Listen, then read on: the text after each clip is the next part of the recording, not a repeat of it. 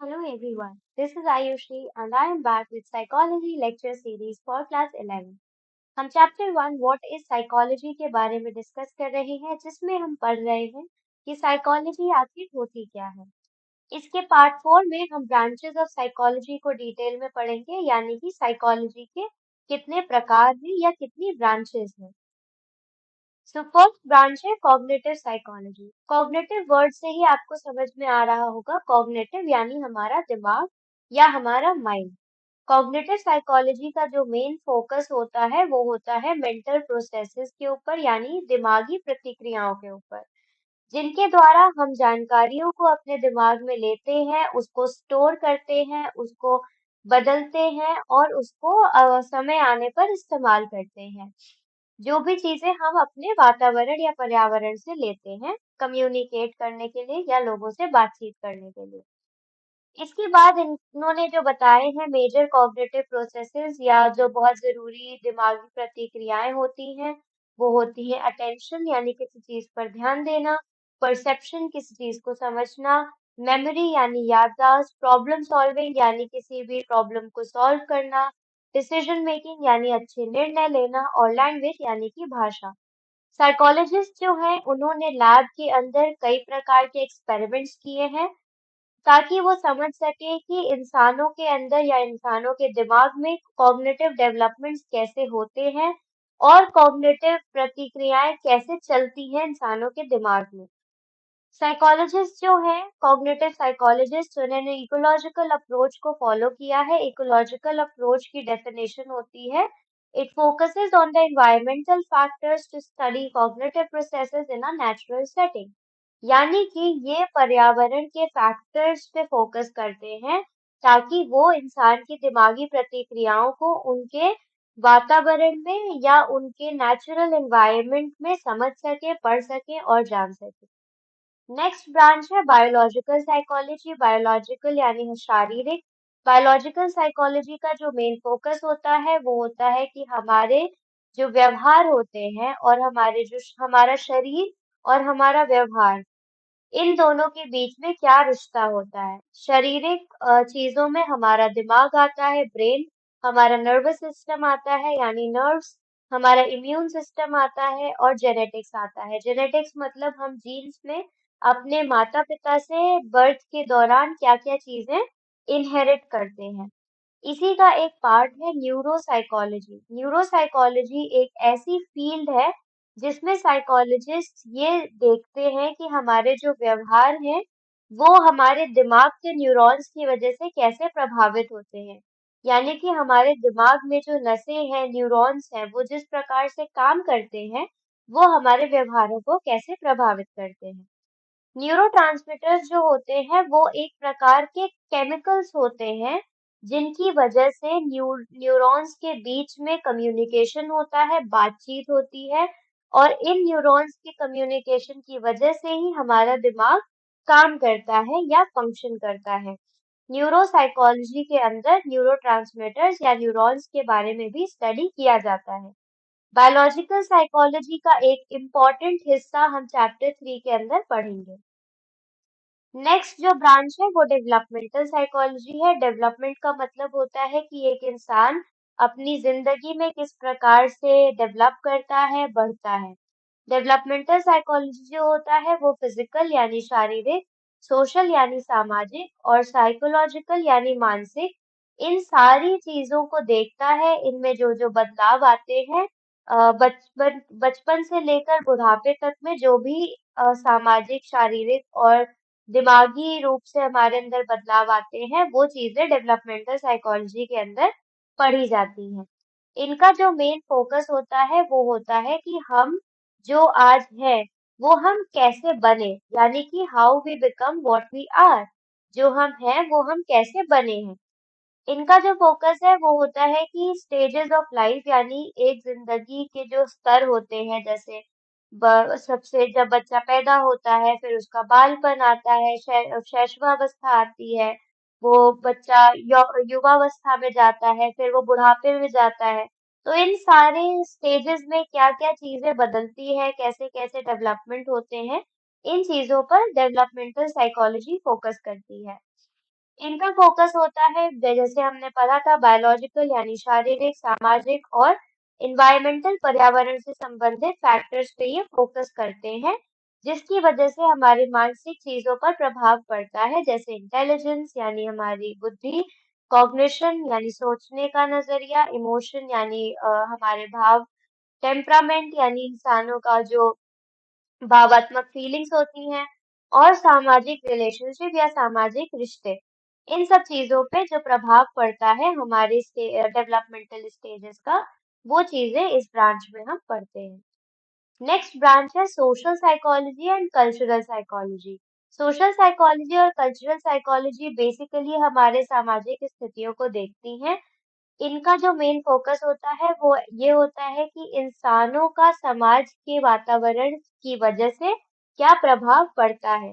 यानी कि इंसान जिस प्रकार से सोचते हैं, जैसा व्यवहार करते हैं, उनके व्यवहारों पर सामाजिक परिस्थितियों का क्या प्रभाव पड़ता है। इनका जो इंटरेस्ट होता है वो कुछ टॉपिक्स पे होता है जो हम डिटेल में पढ़ेंगे क्लास 12th के लेक्चर्स में। इनका इंटरेस्ट होता है एटीट्यूड यानी हमारे विचारों के ऊपर, कंफर्मिटी, ओबीडियंस यानी हम लोगों के विचारों को कैसे कंफर्म करते हैं, उनकी बातों को कैसे मानते हैं, इंटरपर्सनल अट्रैक्शन यानी दो लोगों के बीच में किस प्रकार से रिलेशनशिप या रिश्ते फॉर्म होते हैं, हम दूसरों की मदद किस प्रकार से करते हैं, गुस्सा या सामाजिक रिश्तों के को हम इस पार्ट में पढ़ते हैं। क्रॉस कल्चरल और कल्चरल साइकोलॉजी में हम अपने कल्चर का रोल देखते हैं कि हमारा जो कल्चर है जिसमें हम पले बड़े हैं, वो हमारे व्यवहारों को, हमारे इमोशंस को या हमारी विचारधाराओं को किस प्रकार से प्रभावित करते हैं। इंसान जो होता है, इंसानों के व्यवहार, वो केवल उनके शारीरिक तत्वों की वजह से नहीं बदलते, बल्कि उनके कल्चर की वजह से भी बदलते हैं। इसीलिए इंसानों के जो व्यवहार होते हैं, वो उनके सामाजिक और कल्चरल परिस्थितियों में देखने चाहिए। नेक्स्ट जो ब्रांच है वो इन्वायरमेंटल साइकोलॉजी है। इन्वायरमेंट का मतलब होता है हमारा पर्यावरण। इन्वायरमेंटल साइकोलॉजी जो है वो ये चीज देखती है कि एक इंसान अपने पर्यावरण के साथ किस तरह से मिला हुआ है, किस तरह से उससे जुड़ा हुआ है। इनका जो मेन फोकस होता है वो इन्वायरमेंटल फैक्टर्स के ऊपर होता है जिनकी वजह से हमारे व्यवहार प्रभावित होते हैं, जैसे कि ह्यूमिडिटी, पर प्रदूषण या पॉल्यूशन, नेचुरल डिजास्टर्स यानी प्राकृतिक आपदाएं। इन चीजों का हमारे व्यवहारों पर क्या प्रभाव होता है, वो हम इन्वायरमेंटल साइकोलॉजी के अंदर पढ़ते हैं। जिस प्रकार से इंसान अपने काम की जगह पर काम करता है, उसका उसकी सेहत के ऊपर क्या प्रभाव पड़ता है, उसकी भावनाओं के ऊपर क्या प्रभाव पड़ता है, उसके सामाजिक रिश्तों के ऊपर क्या प्रभाव पड़ता है, ये चीजें भी हम इन्वायरमेंटल साइकोलॉजी के अंदर पढ़ते हैं। एनवायरमेंटल साइकोलॉजी के कुछ टॉपिक्स यहाँ पे दिए हुए हैं, जैसे disposal of waste, population explosion, यानी हम कचरों को किस प्रकार से डिस्पोज कर रहे हैं, जनसंख्या किस प्रकार से बढ़ रही है, हम एनर्जी को कैसे इस्तेमाल कर रहे हैं, हम बाकी रिसोर्सेज को किस प्रकार से इस्तेमाल कर रहे हैं। ये सब चीजें एनवायरमेंटल साइकोलॉजी के अंदर डील की जाती हैं। नेक्स्ट ब्रांच है हेल्थ साइकोलॉजी। हेल्थ मतलब होता है सेहत। हेल्थ साइकोलॉजी जो होती है वो इस चीज पर ज्यादा ध्यान देती है कि हमारी जो मानसिक चीजें हैं वो हमारी सेहत को किस प्रकार से प्रभावित करती है। यानी कि हमारी मानसिक चीजें हमारी शारीरिक सेहत को कैसे प्रभाव पहुंचा रही है। इसका इस चीज पर भी ध्यान होता है कि हम बीमारियों को कैसे प्रिवेंट करें या उससे कैसे बचें, या अगर हमें कोई बीमारी हो जाती है तो हम उसे कैसे ट्रीट कर सकते हैं। इनका जो एरिया होता है जिस पर ये फोकस करते हैं वो होता है स्ट्रेस, यानी हमें हमें जो चिंता होती है, और कोपिंग यानी हम उस स्ट्रेस से कैसे डील कर रहे होते हैं। नेक्स्ट ब्रांच है clinical and counselling psychology. Clinical psychology जो होती है उनका फोकस होता है कि हमारे जो भी मानसिक बीमारियां हैं वो क्यों हुई हैं, उनका ट्रीटमेंट क्या है और उनको कैसे प्रिवेंट किया जा सकता है या रोका जा सकता है।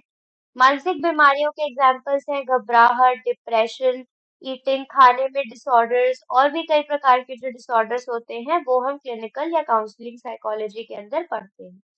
काउंसलिंग साइकोलॉजी का जो मकसद होता है वो होता है कि हमारी रोजाना जिंदगी को बेहतर बनाना और ये लोग बेहतर इस वजह से बना सकते हैं ताकि लोगों को अपनी जिंदगी में दिक्कतों का सामना ना करना पड़े।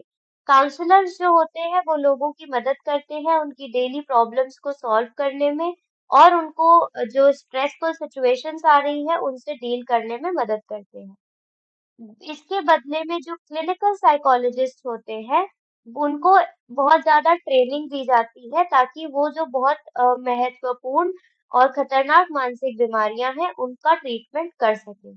काउंसलिंग साइकोलॉजिस्ट लेस सीरियस यानी जो कम सीरियस बीमारी होती है उनको देखते हैं, लेकिन जो साइकाइट्रिस्ट होते हैं उनको मेडिकल डिग्री प्राप्त होती है बहुत ट्रेनिंग के बाद किसी भी साइकोलॉजिकल डिसऑर्डर को ठीक करने के लिए।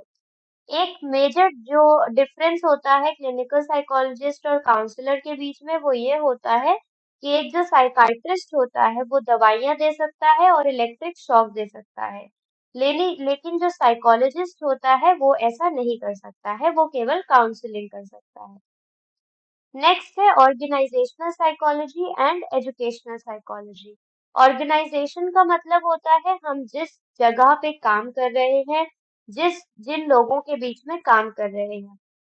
ऑर्गेनाइजेशनल का जो मेन फंक्शन होता है वो होता है कि जिस प्रकार से इंसान अपने काम करने की जगह पर व्यवहार कर रहा है उस पे ये ज्यादा ध्यान देते हैं यानी कि वर्क प्लेस बिहेवियर। और ये इस चीज पर भी ध्यान देते हैं कि एक काम करने की जगह पे जो इंसान काम कर रहा है और जो इंसान उनसे काम करवा रहा है उन दोनों के क्या व्यवहार है, उनमें कैसे बदलाव आ रहे हैं। इनका मेन फोकस होता है कि एम्प्लॉयज यानी जो काम करते हैं उनको ट्रेनिंग देना, उनके काम की क्षमता को बढ़ाना और एम्प्लॉयज को सेलेक्ट करना ताकि वो काम कर पाए। नेक्स्ट है एजुकेशनल साइकोलॉजी। एजुकेशनल साइकोलॉजी का जो मकसद होता है वो होता है ये चीज देखना कि लोग कैसे सीख रहे हैं, यानी हर उम्र के लोग किस प्रकार से चीजों को सीखते हैं, समझते हैं और कितने स्तर तक सीख सकते हैं। ये लोगों को डेवलप करने में मदद करते हैं और लोगों को ट्रेनिंग पहुंचाते हैं ताकि वो चीजों को सीख सके, समझ सके, खुद को एजुकेट कर सके। इसी से जुड़ी हुई एक और फील्ड है जिसको हम स्कूल साइकोलॉजी भी कहते हैं, जिनका मेन ध्यान जो होता है वो इस चीज पर होता है कि स्कूल के अंदर बच्चों को कैसे बढ़ा सके, उनके मानसिक स्थिति को कैसे बढ़ावा दे सके, उनका डेवलपमेंट कैसे हो, इन सब चीजों को स्कूल साइकोलॉजी के अंदर पढ़ा जाता है। नेक्स्ट है sports psychology and other emerging field. Sports psychology यानी जो खेल कूद से संबंधित होती है। इनका जो मकसद होता है वो होता है कि जो साइकोलॉजिकल प्रिंसिपल्स होते हैं उनको हम खेल कूद में लगाएं ताकि जो खिलाड़ी हैं उनके परफॉर्मेंस बढ़ सके, उनका मोटिवेशन बढ़ सके और लोग स्पोर्ट्स में बेहतर परफॉर्म कर सके। ये एक नई फील्ड है जिसको अभी ज्यादा पॉपुलैरिटी नहीं मिली है और ये धीरे धीरे पॉपुलर हो रही है। इसके साथ जो हमने अभी ब्रांचेस पढ़ी हैं, इनके अलावा भी कई ऐसी ब्रांचेस हैं जो अभी डेवलप कर रही हैं और धीरे-धीरे ये समाज में स्थापित होंगी।